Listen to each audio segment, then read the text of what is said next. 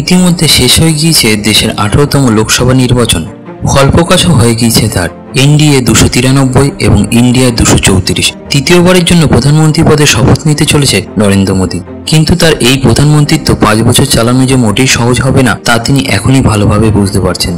কারণ এবার আর তিনি একক সংখ্যাগরিষ্ঠতা নিয়ে ক্ষমতায় আসেননি। তাই এবার সরকারে টিকে থাকতে গেলে তাকে নির্ভর করতে হবে শরিকি দলগুলোর ওপর।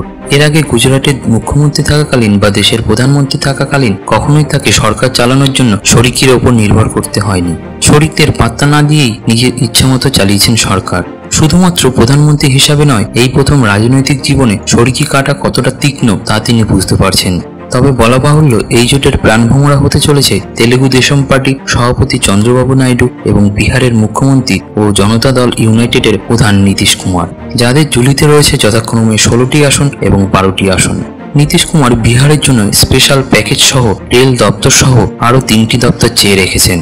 শরিকি দল ছাড়া যে কোনোভাবেই সরকার গড়তে পারবে না নরেন্দ্র মোদী তা তিনি ভালোভাবেই বুঝেন। তাই চন্দ্রবাবু নাইডু টিডিপিও দাবি করে রেখেছে 8টি গুরুত্বপূর্ণ মন্তব্য এবং সবথেকে তার বড় দাবি স্পিকারের পদ।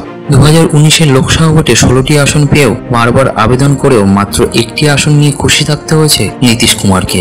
আর চন্দ্রবাবু নাইডু শুধু দেখা করে কথা বলার জন্য প্রধানমন্ত্রী নরেন্দ্র মোদী এবং স্বরাষ্ট্রমন্ত্রী অমিত শাহের কাছে বারবার সময় চেয়েছেন। তাকে সময় না দিয়ে অপেক্ষা করিয়ে রাখা হয়েছে। আর এবার তাই সুযোগের সদ্ব্যবহার করতে ছাড়ছে না কেউ। আবার কংগ্রেসের সভাপতি মল্লিকার্জুন খাড়গে জানিয়ে রেখেছে এখনই সরকার করবে না ইন্ডিয়া জোট। আপাতত তারা বিরোধী আসনেই বসতে চাইছে।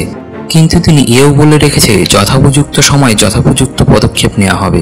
একই সঙ্গে তিনি ইঙ্গিত দিয়ে রেখেছে পরিস্থিতি তেমন হলে সরকার উল্টে দিতেও পিছপা হবে না ইন্ডিয়া জোট। অনেকেই মনে করছেন ইন্ডিয়া জোটের নজর আপাতত বিজেপির জোট সঙ্গীদের ওপর, আরও স্পষ্ট করে বলতে জনতা দল ইউনাইটেড এবং তেলেগু দেশম পার্টির ওপর। কারণ দুটি দল মিলিয়ে 28টি আসন রয়েছে তাদের ঝুলিতে। তাই তাদের সমর্থন ছাড়া কোনোভাবেই সরকার চালানো সম্ভব হবে না মোদীর। অন্যদিকে তৃণমূলের অভিষেকও হুঙ্কার দিয়ে রেখেছে বাংলার বিজয়ী 3 জন বিজেপি এমপি ইতিমধ্যেই যোগাযোগ করেছে তৃণমূলের সাথে। আপনাদের কি মনে হয় আগামী 5 বছর নিশ্চিন্তে সরকার চালাতে পারবে নরেন্দ্র মোদী, নাকি খুব শিগগিরই ভেঙে যেতে পারে এনডিএ জোট? অবশ্যই কমেন্টে জানাবেন।